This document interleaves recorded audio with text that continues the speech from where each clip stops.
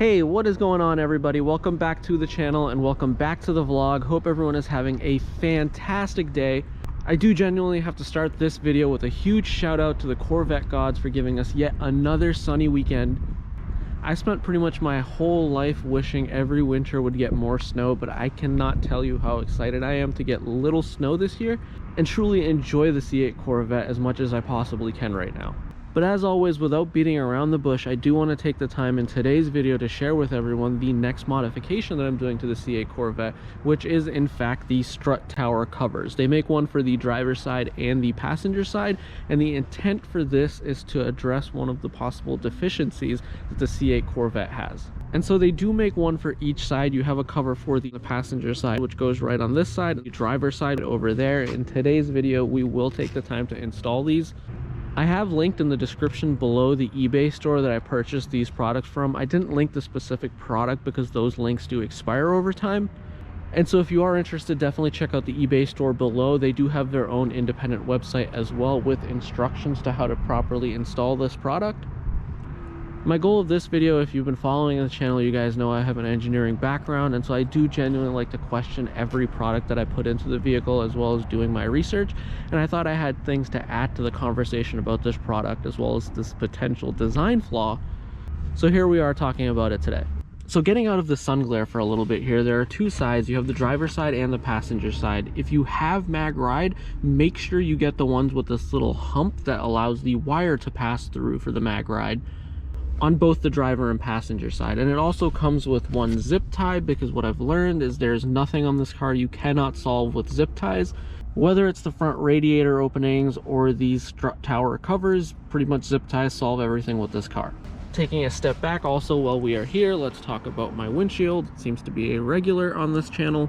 The crack is pretty much extended all the way across, so now I officially know what it's like to have a split window Corvette, I suppose. And instead of fumbling around with this under the hood, let's talk a little bit about what the design flaw is and the remediation for it by looking at it back here. You have these strut mount points both on the rear axle and the front axle. On the front axle, they don't have this little plastic cover around them, and so these pockets in the front end up pooling water.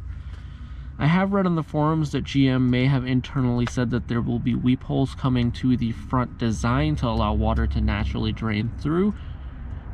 But for 2020 and 2021 model Corvettes, this is not the case, and so there is water pooling that takes place here.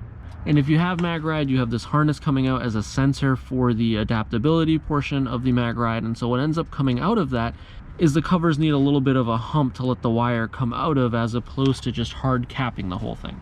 Now, I've put a lot of thought behind this. The typical selling point, and I could have made the video title say how to stop your Corvette from rusting for $55, which is the part cost for this install that we're doing today. But trying to sell everyone the fear of something rusting is probably a disservice, and I don't want to do that to the people on the channel. The actual strut tower is made of aluminum, and as many of you know already, aluminum does not rust, it corrodes, which is a big difference. But that doesn't mean that over a longer period of time, corrosion won't be of impact.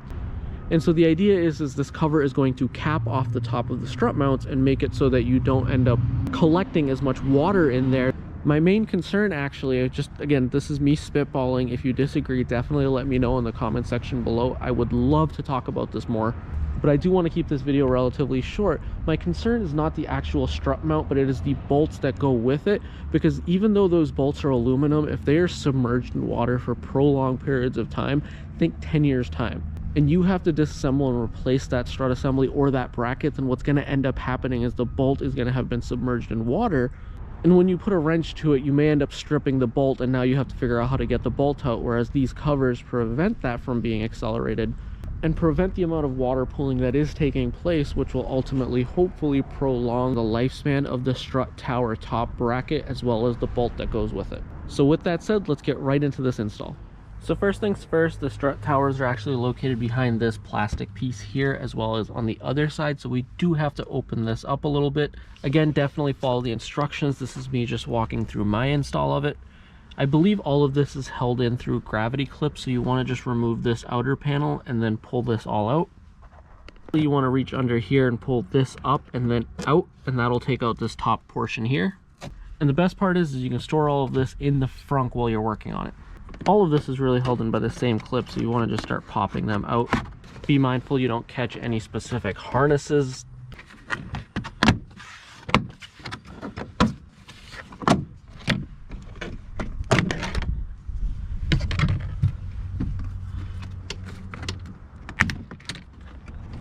Two hands is always better, you get a little bit more of a firm grip. There are clips mounted along the top as well. Once you have the whole thing out, the whole panel pretty much just comes right out. It's pretty much so easy Nathan Trainer could do it. Now coming over to the other side, you guys can see how much depth there is in here. There's also water that's already pooled in here. You're going to want to shop vac that out. Or take a big screwdriver with some cloth or a terry microfiber cloth tied to it and just kind of poke it in and absorb as much of that water as you can. We are going to leverage some of the existing bolts to kind of hold it in place. Now they don't identify which one is the driver side and the passenger side from what I can tell, but the one with the 3M tape is going to be on the passenger side and the one without the 3M tape is going to go on the driver side. You will need two hands to fit this into place. You guys can see on this side, look at how much water is pooled in here. And now this being aluminum, I'm not super concerned about rust here. Obviously corrosion would be a concern, but it's more so the bolt on this side that eventually could have excessive corrosion, as well as it looks like there may be natural drainage in the center one where there is actually your sensor and your main mounting point. And actually there is a bolt you can see in this one. As you guys can see, there is a bolt right here that is pretty much going to be submerged in water for the next 5, 10, 15, 20 years. And so it's not this whole assembly that I'm worried about, it's the fact that when that bolt needs to be removed to replace my shock assembly in the front, 10 years from now, the tensile strength of that bolt is going to be very compromised, having been submerged in water all this time. And the intent is to have these covers cover that to prevent that from happening. But first, let me get rid of all this water. So I did have to wrestle with it a little bit to get it in place because the passenger side has a lot going on with the AC condenser lines and the cabin air filter intake. But relatively easy to get in. Make sure you also rub down this side with a little bit of rubbing alcohol so the 3M tape sticks a little bit better. Overall, I'm really happy with this product. It fits really well. It's pretty much cut to size. There is a little rubber spacer right here that kind of slides left to right. Make sure that that's in place so when you put your zip tie through, it's not going around the AC line, it's actually going around that little rubber spacer. Coming around over here to the driver's side, it's much easier to do this side because there's not a lot of things kind of getting in your way. You want to pull out this harness right here, which just has a little push pin in the back. You can do it with your hands, but if you have a pry tool, it's a lot easier. And a small 10mm bolt that's right here is going to get taken out, and then you basically just want to slide this cover in. Much easier to do with two hands for sure. Unfortunately, I'm a one-man crew. I don't really have any friends, and so I have to put the camera down to use two hands. But once you get it in place, it pretty much fits perfectly. Again, this product is really well cut, that it pretty much fits into the groove, and you put your 10mm bolt right back in and you are good to go. So now you can see both sides are kind of in place. The 10mm bolt is holding pretty much this side down.